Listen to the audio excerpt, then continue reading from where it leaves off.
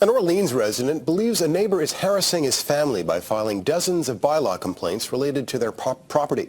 He says some of those complaints prompted Hydro Ottawa to remove a fence he paid for.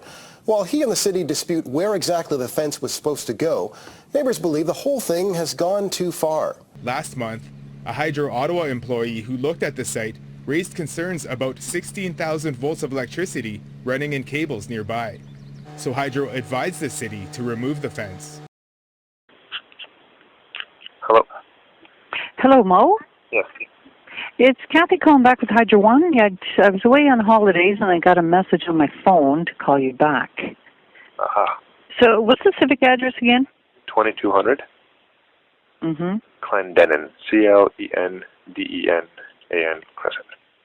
Okay, yeah. And I think you're likely, might have spoke with my supervisor, Mark, who I think that's why I was dealing with you maybe originally because he was away.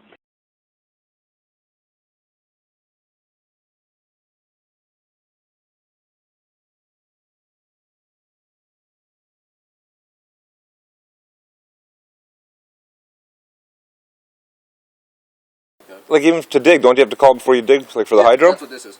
Where's the hydro lines? Huh? Located there again, Blue. Yeah, there. No gas. The hydro guys are coming, apparently, too. Yeah, like how can you dig before hydro gets here? How can you dig without the hydro there? That's what I'm trying to figure out. And why are we moving it? What's the reason? To be honest, it wasn't an email. I think it's because it's on the bell and the gas, but that could be wrong. Well, you can see where the gas is, right? Well, I know that. But does it look safe to you? Huh? Does it look safe to you? I can't answer that. It's all the cities. No, with the plastic fence. Do you think it's going to kill somebody, electrocute somebody? I have no idea. Like, this is... And then how do we decide if it comes out or not? Who decides that? Again, it's upon the investigation and everything else. You have to understand that I'm not an electrician. I don't work for Hydro One. I know. I don't know about these kinds of issues. Yeah. If Hydro One says there's a potential hazard, But potential means maybe, right? again, That's what it means. you're falling into legal technicality. Oh, no, I'm just saying English. Straight English. Maybe dangerous. That's what it means. Maybe dangerous. I understand. But What I can tell you is this. If you see a potential hazard, yes, you can call 311 and we will investigate. So, but Hydro is told by law that it's potentially dangerous. So if it's potentially, don't you have to confirm that it is dangerous before you take action? As far as what For he bylaw. said and everything, Yeah. you can talk to the Hydro One guy. Yeah. Maybe he's going to be able to answer your question. So, what is the danger right now of the fence? We'll talk to the bylaw. No, they said Hydro said it's dangerous. We're just here because bylaw asked us to come. Yeah, but they said Hydro said it was dangerous. That's why they came. I don't know. But nobody from Hydro knows why it's dangerous. You're here, but you don't know why you're here. They told me to come here and look at inspect the wire. So And it looks okay to you or no? I don't know. We're gonna expose it and we'll see how close it is. Maybe it's a hit, maybe not.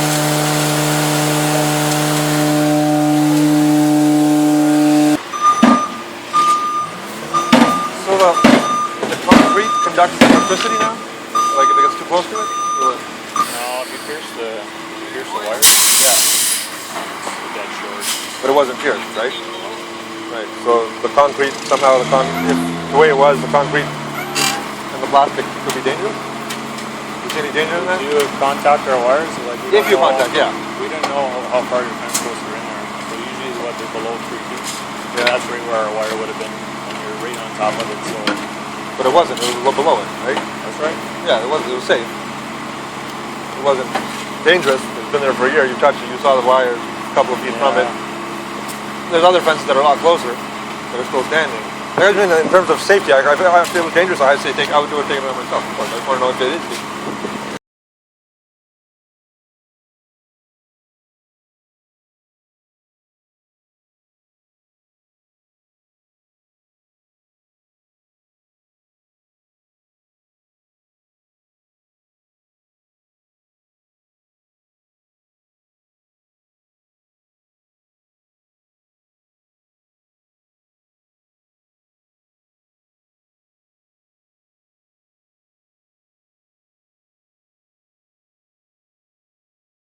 It's 22 Glen. I know what. Yeah. No, this is for the contractor to remove a fence. Remove a fence. for the city of Ottawa. So the work's already done, that's all I put. We're not marking fuck all right now. So you came for the contractor to remove the fence today? Yeah, but it was, the locate was due for yesterday, but we were late. Yeah, it was just to remove fence. So I'm like, okay, so until the hydro lines are... So was the city saying you had your fence out too far into their property is what they're saying, right? Depending which one bylaw you It talk sounded to. like the city started putting it on us last night that Hydro made you fucking take the fence down. That's what somebody put in the thing today in one of the comments. They said, But oh it was yeah. all city driven. It was all city driven, 100%. Hydro didn't even know anything. How did you just drove by? Yeah. If we had not been alerted by Hydro that there was in their opinion, there was a significant safety issue, our course of action potentially would be different than the course of action we took in this case. I assumed, which is not the right thing to do, but because I heard nothing further, I thought the fence had been removed.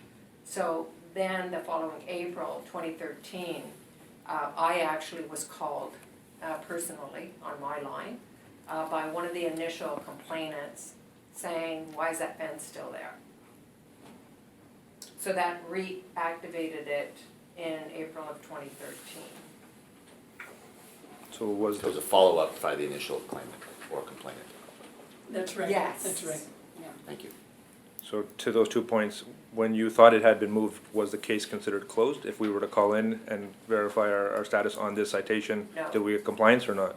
No, we get 78,000 complaints, so I don't go into the system and check on which ones are open or closed. So you didn't close it? Because I don't close them, the officers do. Or, sorry. Did the officer? Actually, it wouldn't have been closed. No, it wouldn't have been closed. Okay. And then when the April 21st one, when it reactivated, if it wasn't closed, it wouldn't be reopened? It would be a new. Would it be a new SRN? It's a continuation. It's the same one? Yeah.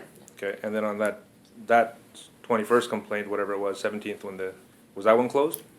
Sorry, you've lost me. The second, once you called again on the 17th? No, it wouldn't have been closed because the fence would have still been there. So what reactivated it, the already open, never closed SRs, was the call I received from one of the complainants in April of 2013 saying, why is the fence still there? And that's the first I became aware of the fact that the fence was still there. That's a side thing altogether. But one thing that concerns me is the amount of calls to bylaw, supposedly. If it's just one person, then that would almost seem like it's a vendetta against that person. Are you? And I don't want to know the name of the person, but are you able to say if it's more than one person? It is more than one person on various complaints. Yeah.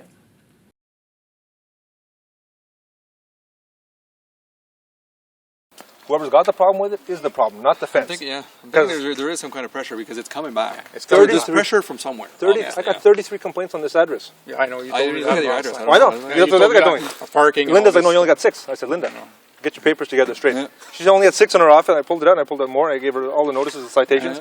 I said, here.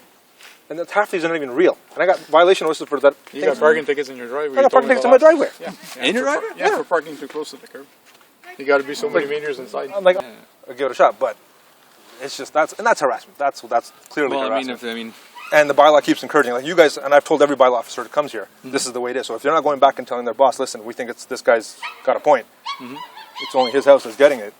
Yeah. There's a problem. And if every bylaw officer is doing that, then I said, well, then I'll take every bylaw officer that's come that hasn't agreed with it. Then he's backing either he's on my side or he's the other side. Yeah. I know you guys are doing your job. I mean, we have no liability, zero here, so I don't. Yeah, but if you don't go back and tell your supervisor, we have no paper to come here and issue a fine, right? No, but I mean, if you guys don't go back to your supervisor and say, listen, I've been here 33 times, I've been here 22 times, I've been here 7 times this week. She knows. She didn't know. Linda didn't know. She does know now. She knows now. Yeah. Oh, for sure. And the bylaw tried to give me a ticket for having 5 cars, and they couldn't find the law that says it can't have 5 cars. Then they found the one you can't have the road 5 feet, so they gave me those tickets. That's the best they got after. Those are all evidence that you decided to report it, you can say, I think you can mention. And then he tried to play structure. Then but keep in mind, it's not the officer. No, I know it's not the officer, but I mean, by what I've heard, I mean, John knows much more about the situation. But from what you're saying, I trust that everything you're saying is valid. You got a good point. You got a real case of harassment. Yeah. That doesn't make any sense. Yeah, that's up to That's that person bylaw. to be charged with some type of harassment, right? And that's what, That's and the Linda case. said, okay, next time I'll put a harassment on it. Yeah, I said, there's that no next becomes time, a this is the civil next issue. time. Yeah, and when it comes down to justifying why we're backing away from, that's where I guess Linda will get in trouble, right?